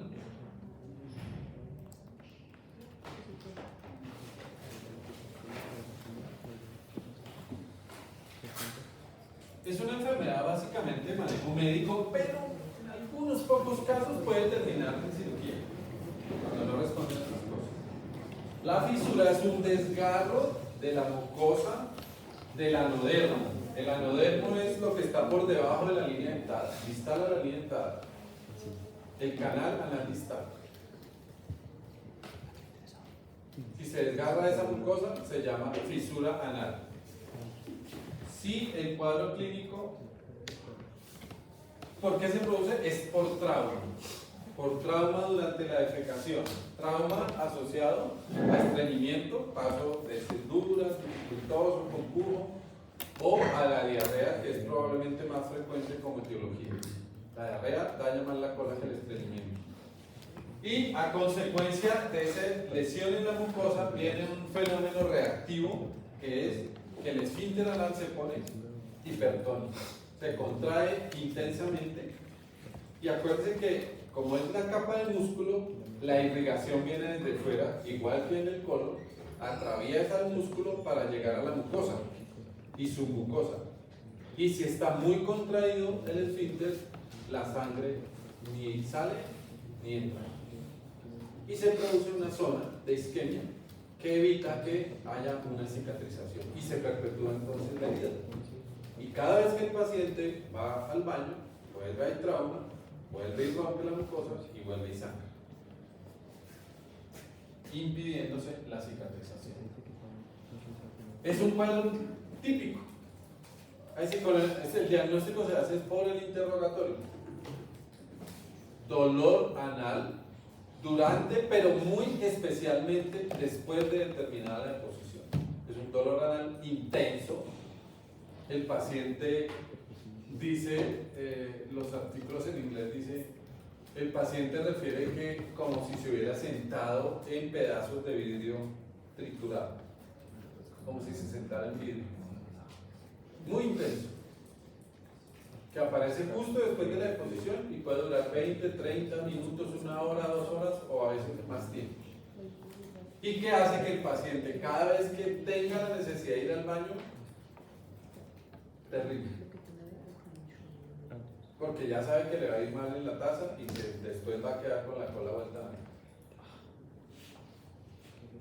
El sangrado puede darse en las fases iniciales, no es un sangrado abundante, es un sangrado escaso, rojo, rutilante, brillante, que habitualmente es más al momento de limpiarse con el papel que gotas o algo en el inodoro. No es sangrado abundante como eventualmente puede darse con una hemorroide, no. El paciente entonces cambia la dieta para no tener que producir materia fecal y no tener que ir al baño. Quiere no ir al baño.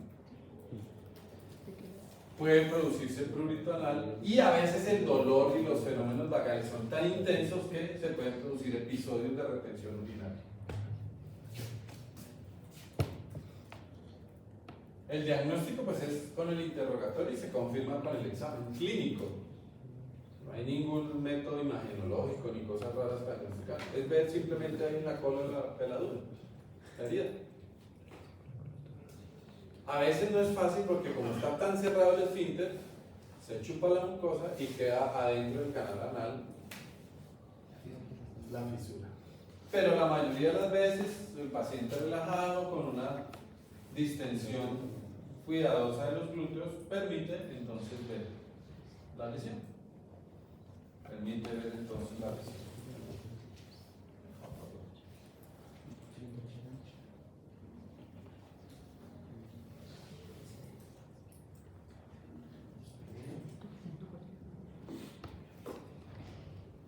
Y tenemos unas fisuras que son agudas y otras que son crónicas. Agudas, menos de 6 a 8 semanas de evolución. Característica: corte nítido, bordes inflamados, sangrado con la manipulación. Acá está. La herida está en la cola. Y si se demora 8 semanas, evoluciona a una fisura crónica que tiene 4 componentes clínicos que ahí uno identifica. El más importante es la exposición de las fibras del esfínter en la base de la fisura. Recuerda que el esfínter es circular, son fibras circulares, el esfínter anal interno. Segundo, la cicatrización de los bordes nacarados, indurados, ya casi no sangra esta fisura crónica, ya no sangra prácticamente. En la parte proximal, o sea, adentro del canal anal, se da un levantamiento que se llama la papila anal hipertrófica. Y en la parte de afuera distal, que es lo que confunde a muchos médicos en el diagnóstico, está la hemorroide centinela. Pues muchas veces se ve la lesión allá afuera, y si no buscan, no van a encontrar la fisura. En el levantamiento afuera, que es la hemorroide, y es el cuarto componente entonces de la fisura anal crónica. En los hombres, 99% de las fisuras están a las 12, en el posterior, en la línea media posterior. 99% en hombres. 1% a las 6, línea media anterior. Las primarias, las traumáticas. Si está en cualquier otra localización, siempre deben pensar que son secundarias, que hay una enfermedad de base que está produciendo la fisura. Y toca buscarla. Enfermedades infecciosas, tumorales, inflamatorias, etcétera, etcétera. En las mujeres hay más probabilidades de que sean anteriores.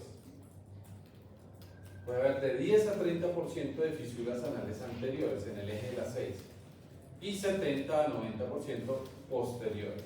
En la línea media siempre, cualquier fisura que no esté en la línea media, sospechosa de ser secundaria, de ser explicada por alguna enfermedad de base, que pueden ser enfermedades de transmisión sexual, enfermedad inflamatoria intestinal, especialmente Crohn, pero la colitis ulcerativa también puede dar fisuras, trastorno linfoproliferativo, leucemias, linfomas, tumores del canal anal del recto, obesidad de órganos vecinos y enfermedades granulomatosas como la tuberculosis, por ejemplo. Entonces, toca pensar en todas esas cosas. Y el tratamiento, a pesar de que la etiología es traumática, el tratamiento de la fisura, sobre todo de la crónica, va dirigida al evento secundario que es la hipertonía del esfínter. El tratamiento va a relajar el esfínter para que se produzca mejoría en la circulación de esa zona y se pueda dar el proceso de cicatrización. Y lo hemos hecho básicamente con sustancias que pueden ser calcio-antagonistas. Todos van a actuar a nivel de relajación de músculo liso. El primero, el más antiguo, se llama el gliceriltrinitrato, en esas concentraciones, efectivo, pero se abandonó. En Colombia no existe, por ejemplo, en otros países tampoco, porque se absorbía y daba muchos efectos colaterales. Era el famoso nitrol que utilizábamos en parches precordiales cuando el paciente llegaba con angina. Teníamos un tubito de nitrol, se cogía una pulgada, se untaba en un papelito, se le ponía al paciente ahí, se absorbía y actuaba como un nitrato. Eso se extrapoló para utilizarlo en la cola, pero se absorbe, va a la circulación sistémica, produce hipotensión, vasodilatación, flush, enrojecimiento de la cara y mucha cefalea. Entonces se abandonó. Era efectivo, pero muchos efectos colaterales. Después aparecieron entonces nifedipino y diltiazem con estudios que mostraron que eran efectivos, tasas de cicatrización del 50-60% más o menos. La mitad de los pacientes pueden cicatrizar con tratamientos de 8 semanas, de 2 meses, y estos están referenciados en la literatura, pero no hay ninguno en Colombia. Antes de que existieran las preparaciones ya hechas, magistrales, nos tocaba, por ejemplo, con el nifedipino utilizar las cápsulas, se llamaban Adalat Oros, cápsulas de 30 miligramos, con granulitos. Entonces tocaba abrir la cápsula, sacar los granulitos, mezclarlos con silocaína y que el paciente se los colocara en la cola, dentro del ano. O coger las tabletas, triturarlas, las de verapamilo, triturarlas, convertirlas en polvito, mezclarlas con la silocaína o con vaselina y colocárselas por la cara. Entonces las tasas de absorción eran impredecibles, eran muy variables. Ya hoy en día contamos con las preparaciones comerciales listas, con registro INVIMA y todo, de diltiazem, que viene solito en gel anal a concentración del 2%, o del nifedipino al 0,3%, que viene mezclado con lidocaína al 1,5%. Preparaciones de tubo de 30 gramos. Este es el laboratorio que los produce, al menos acá en Bogotá, ya es donde se mandan los pacientes. En Pereira hay otro que se llama Colon Pharma, también los produce, un poquito más costoso, pero se puede pedir también desde Pereira. Y hay que explicarle al paciente cómo se usa. El uso es intraanal, no es untado ahí por fuerita. Tienen que llenar la falange distal del dedo con la cremita, introducirlo en el ano y dejar dentro del ano la crema. Se le va a aplicar 3 veces al día, por la mañana, al mediodía y por la noche, durante 8 semanas, 3 veces al día durante 8 semanas. Es lo que duran los estudios para determinar cuántas fisuras crónicas cicatrizan con esto. Entre el 40 y el 50%. Algunos estudios alcanzaron cicatrizaciones de cerca del 60%, pero es la mitad más. La otra mitad queda, sigue con los síntomas, sigue con la fisura, no cicatriza.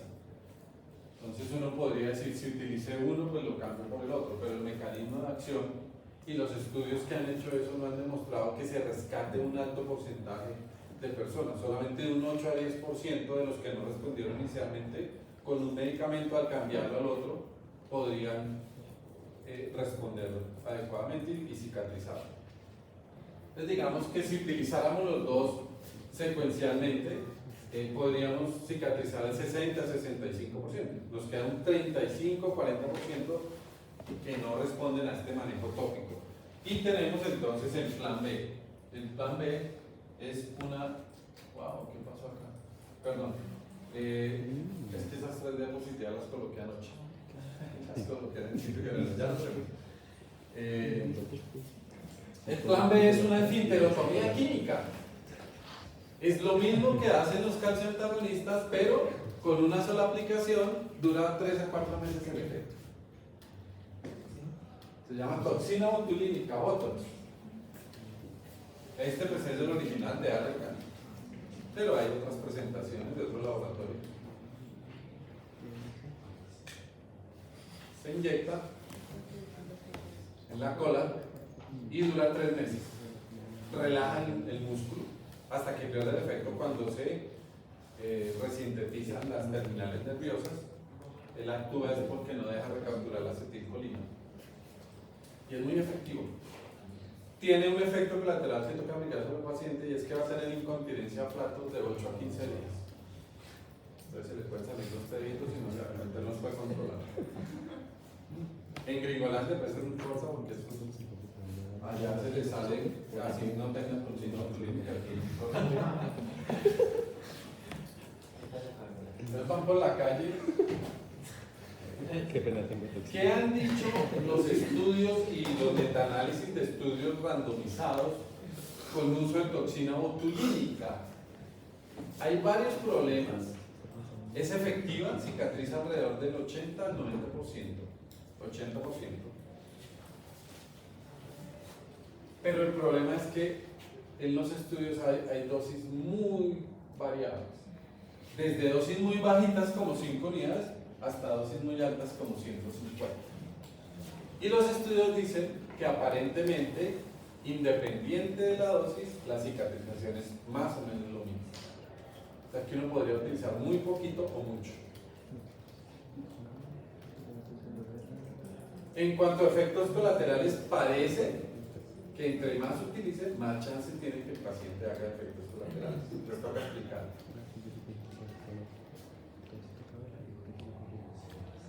Y el otro problema es que los estudios son muy variables en la forma como lo colocan y en dónde la colocan. Pues acuérdense que la fisura es anterior o posterior. Pero muchos estudios lo colocan a las 3 y a las 9, o solo a las 9. Otros lo colocan solo debajo de la fisura, o sea, si está a las 12, solo a las 12, en un solo sitio. Otros lo colocan en los dos extremos de la fisura, arriba y abajo. Entonces es muy variable. Y todos los metaanálisis dicen eso. El problema es que no se ha estandarizado ni la dosis, ni la técnica, ni el sitio de aplicación. Pero las efectividades, independientemente de eso, son muy similares. Es un buen medicamento. ¿Qué hay que hacer? Acuérdense que estas fisuras crónicas tienen un borde cicatrizado para que funcionen. El día que uno coloca el botox, tiene que reavivar esos bordes. O si no, no arranca a cicatrizar. Toca con una tijerita, quitar. No, le ponen un poco de anestésico tópico ahí. Claro, por supuesto, no es a palo seco. Un poquito de anestésico tópico que se relaje el esfínter. Un poquito de silocaína o de marcaína. Espera 3 a 5 minutos que se relaje el esfínter porque se bloquean las ramas del pudente interno. Y coges con una pinza, avivas el borde, quitas toda esa parte nacarada, raspas la base donde está el esfínter para que empiece enfrente de la mucosa a avanzar y a tapar el cuerpo. De consultorio, es un procedimiento de consultorio. Presentaciones en Colombia tenemos 50 unidades, 100 unidades, 200 y de otro tipo que no es toxina tipo A, tenemos un laboratorio que produce 300 y 500, pero la dosis es triplicada. Toca 3 veces la dosis habitual. Es el laboratorio. Pero no es como parecido a una toxina. ¿Cómo? ¿No? Como que es muy cara. Pues depende, eso sí, del bolsillo. Está incluido, se lo dan al paciente. Está aprobado. Sí. Antes tocaba hacer el no post, pero ya ni siquiera hay que hacer. Está aprobada, está demostrada científicamente su utilidad y entonces lo justifica uno. Un paciente con fisura anal crónica que agotó tratamiento médico con tal por 8 semanas sin respuesta, segundo plan de tratamiento de toxina botulínica. Sí, lo colocamos con cierta frecuencia. ¿Cuánto puede costar? 50 unidades del original valen como $1.000.000, 800. Claro. Este país es tan absurdo que cuando había no post, como el INVIMA, toca que la farmacéutica proponga el medicamento y demuestre que es útil en una enfermedad. Solamente había un laboratorio autorizado ante el INVIMA que pagó, porque tienen que pagarle al INVIMA para que haga el estudio y autorice. Y ese laboratorio hizo autorizar, y el INVIMA autorizó el frasco exclusivamente de 200 unidades. Imagínense, entonces iba a poner una fisura y le daban, porque era el único que el INVIMA tenía autorizado, si no lo cruzaban, no lo pagaban, no lo podían cobrar, el de 200 unidades. Absurdo, muy absurdo. Pero así es ya eso pasó afortunadamente y ahorita puede pedir uno el de menor concentración, que es el de 50 unidades de toxina botulínica y utiliza las 50 unidades, que es una dosis. No necesita ni 100, ni 200, ni 150, porque como le digo, la respuesta no depende, según los estudios, de la dosis. Y cuando fracasa eso, para algunos pacientes con esfínter de buena calidad, pues queda hacer una esfinterotomía quirúrgica, que es romper, cortar con tijeras o con bisturí el esfínter anal interno. Imagínense eso. ¿En qué porcentaje de pacientes terminan en esfinterotomía? Muy poco. Uy, ya hace años que no hago una esfinterotomía profesional. Tengo una paciente muy famosa que me quiere mucho y cada vez que escribe un libro me lo manda dedicado y todo porque sufrió con una fisura hasta que le hice la esfinterotomía, no cicatrizó. Entonces me hizo para agradecido. Una profesora de la universidad, muy famosa. Uy, hace rato. Pero tengo colegas, es impresionante, tengo colegas coloproctólogos que sin utilizar toxina ni nada les llega la fisura y no le dan tratamiento médico, sino de una vez le mandan la orden de la esfinterotomía. Sí, doctores, tengo que contarles eso. Eso es, desde el punto de vista ético, es una cosa cuestionable.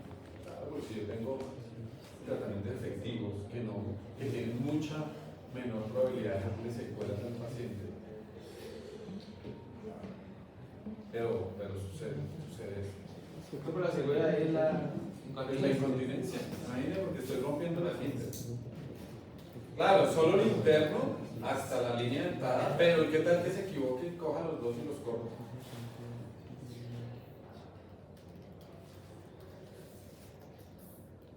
Se puede hacer técnica cerrada, que es una pequeña incisión a las 9. Entonces, recuerden que la fisura está a las 12 o a las 6, pero el tratamiento lo hacemos a las 9. Porque si yo hago heridas acá, se genera una deformidad que se llama enojo de pescado. Y la cola entonces se gana, en vez de este redondo, le queda estirado. Muy molesto para el paciente. Entonces, técnica cerrada, hago una incisión de 1 centímetro o menos. Meto las tijeras, diseco el esfínter, lo separo de la mucosa y del externo hasta la línea dentada y luego meto las tijeras y corto, o con un bisturí corto el interno, solo el interno. Esa es la técnica estándar. Luego se inventaron una cosa que se llamaba tailored, que era graduada y que consistía en que si la fisura no iba hasta la línea dentada, sino menos, entonces yo no cortaba hasta la línea dentada, sino hasta el borde superior de la fisura, cortaba menos, con resultados similares. Y la otra es la técnica abierta, en la que pues ahí abro mucosa, piel, levanto la mucosa dentro del canal anal, busco el esfínter interno, lo diseco, pongo entre el interno y el externo un separador para cortar hasta la línea dentada y luego cierro la herida. Entonces es muy traumática, realmente casi no lo utiliza nadie. Pero pues está escrita la técnica abierta de la esfinterotomía anal lateral a las 9. Esto es paciente boca abajo, ¿no? Nosotros siempre referenciamos las lesiones en coloproctología con paciente boca abajo. O sea, las 12 es el sacro y anterior son las 6. La derecha son las 3 y la izquierda son las 9. Y los pacientes que ya han sido manipulados o que tienen algún problema de debilidad de esfínter, los pacientes de eco, pues no les vamos a hacer una esfinterotomía porque los dejamos incontinentes. Entonces hacemos fisurectomía y avance de colgajos. Resecamos los bordes de la fisura, reavivamos el esfínter y hacemos un colgajo de o de avance de piel y tejido graso perianal y lo metemos hasta la línea dentada para cubrir la fisura y les va bastante bien a los pacientes.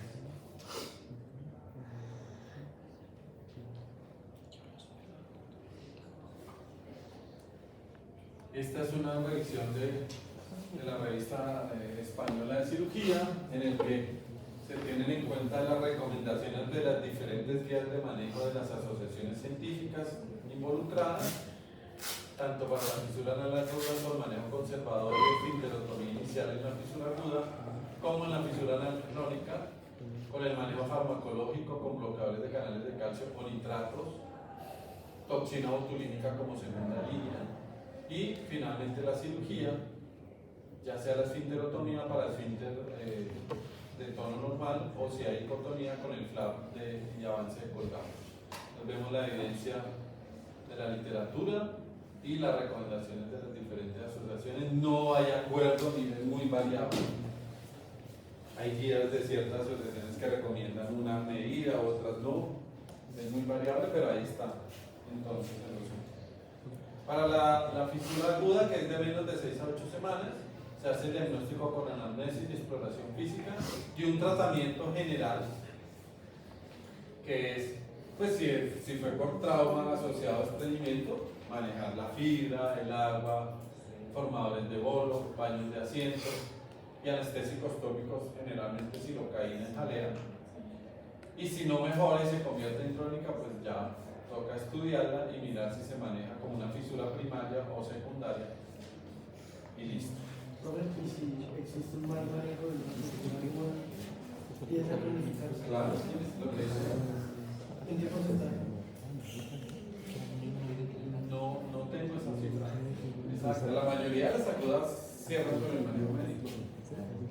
¿Cuándo se cronifica? Cuando el paciente no consulta. Se deja ahí, aguanta hasta que ya no, la cola no le da más y ahí se consulta. Pero ya han pasado las 8 semanas, ya está con signos de cronicidad y toca entonces darle el manejo de crónico. Nosotros como médicos generales sí podemos formular el manejo médico. Usted como su título es médico cirujano. Usted puede operar lo que quiera, puede ser neurocirujano, ortopedista, urologo, lo que quiera. El título era para eso. Si ustedes sienten capacidad, lo pueden hacer. Ahora, si se le complica al paciente, se mete en un problema grave, legal. Pero su título es de médico cirujano en Colombia. Ejerce la medicina y la cirugía. No tiene límites. No hay ningún límite. No lo hay.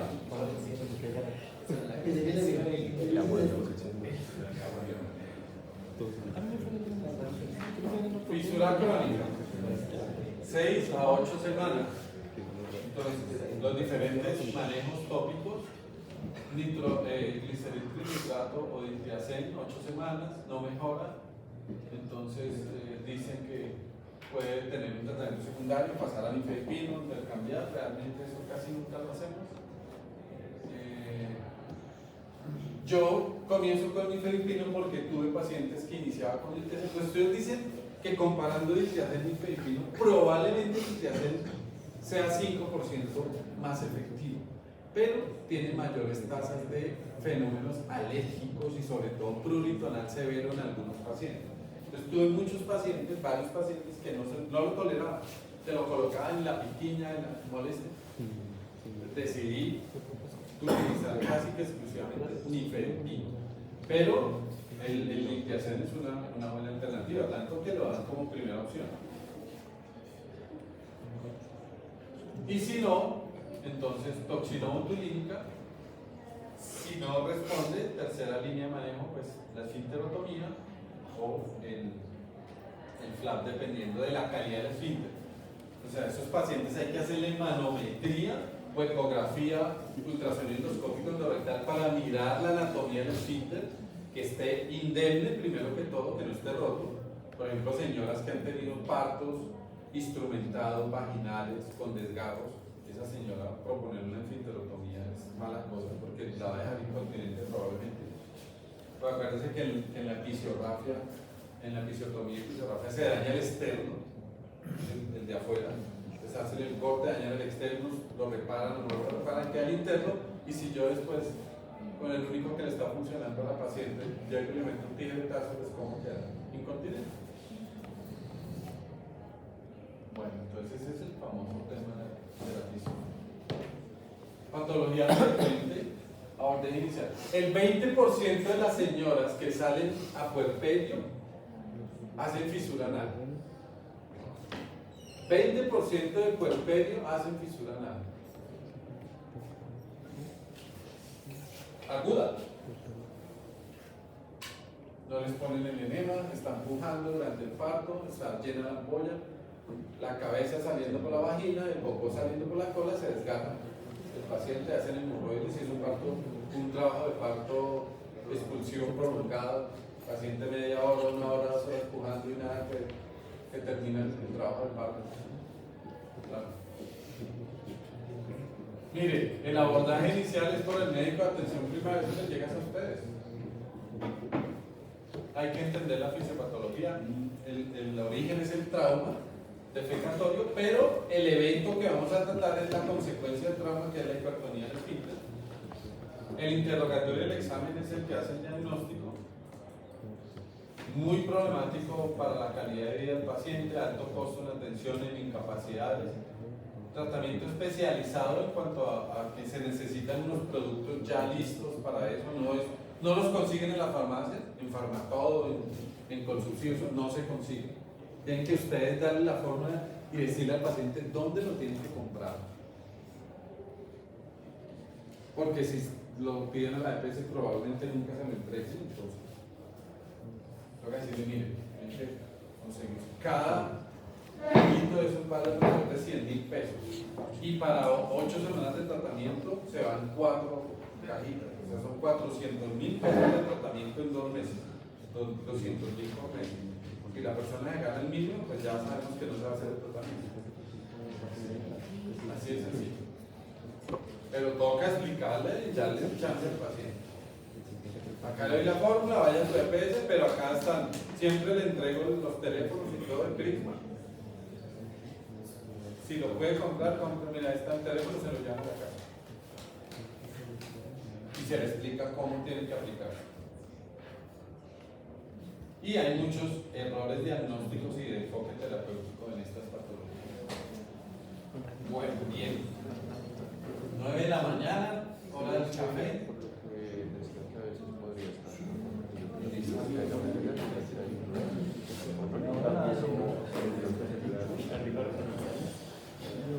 Preguntas, dudas, interrogantes. Eso es lo que les va a llegar y lo que van a tener que manejar. Ustedes, el problema de la enseñanza de medicina es que no nos preparamos adecuadamente para atender estas patologías. Y eso es lo que toca aprender. Eso es lo que llega todos los días.